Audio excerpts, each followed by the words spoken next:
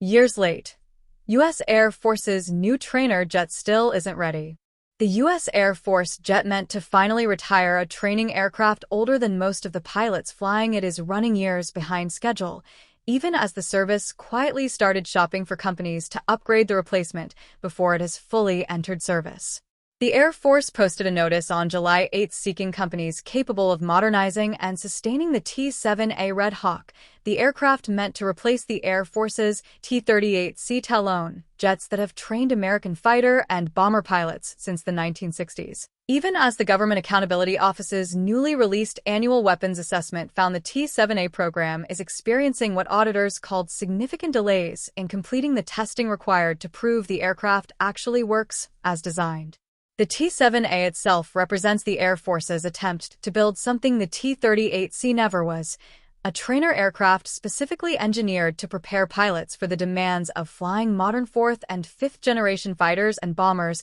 aircraft whose cockpits, sensors, and flight characteristics have evolved dramatically since the T-38 first entered service, more than 6 decades ago. Boeing is building the T-7A under a program that ultimately calls for 351 aircraft operating out of 5 training bases across the continental United States, paired with an associated ground-based training system covering flight simulators, classroom instruction, and maintenance training devices, all intended to give Air Education and Training Command the tools to prepare pilots for combat aircraft well into the rest of this century. According to GAO's assessment,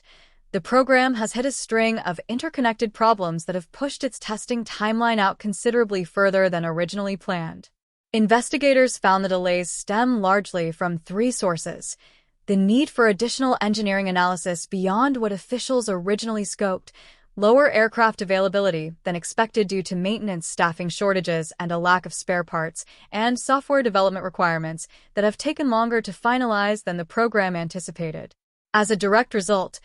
GAO reported that the majority of developmental testing, the phase where engineers confirm an aircraft actually performs as designed before it moves toward full production, will not wrap up until April 2028, with lower priority testing requirements not completing until May 2029, years later than the T-7A program originally envisioned when it won its competitive source selection. GAO's report noted the program intends to make a low-rate initial production decision in April 2026, the point at which the Air Force starts building the first batch of aircraft for actual delivery, despite what auditors described as limited test information available to support that production contract award. Aviation and defense procurement experts have long warned that this kind of overlap between testing and production, known as concurrency, tends to drive up costs and extend schedules further, since problems discovered during ongoing flight tests can force expensive redesigns on aircraft that have already started rolling off the production line.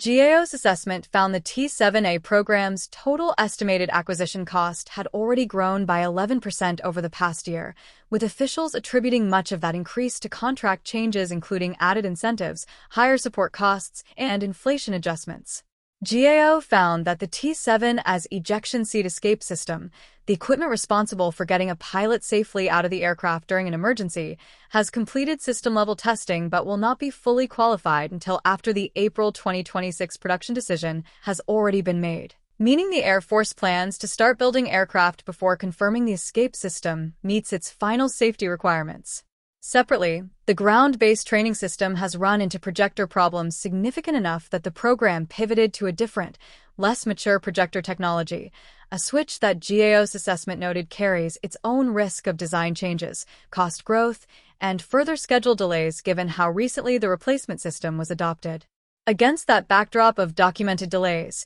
the modernization notice the Air Force posted this week reads almost aspirational, outlining a lengthy wish list of upgrades the service wants to eventually add to an aircraft still struggling to finish its original testing program. The requested improvements include a terrain and air collision avoidance system designed to automatically prevent the aircraft from flying into the ground or colliding with other planes, a capability particularly important during high-intensity training maneuvers where student pilots, or those experiencing force-induced loss of consciousness, could lose control. The Air Force also wants a pilot-selectable glimmeter, informally described in the notice as a dial-AG capability, that would let instructors restrict how much gravitational force less experienced students can pull before gradually unlocking the aircraft's full performance envelope as pilots gain experience. Additional requested upgrades cover pilot interface improvements to help students train on skills relevant to 4th and 5th generation fighters,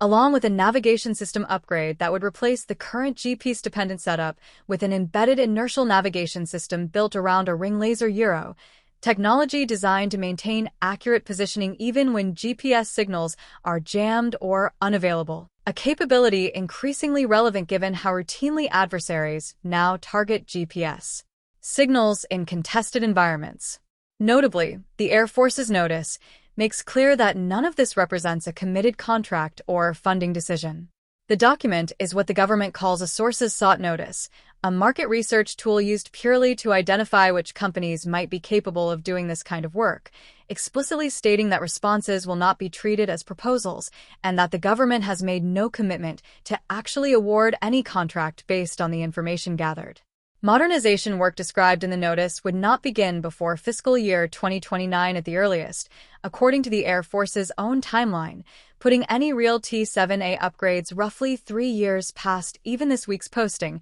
and well beyond the extended testing schedule.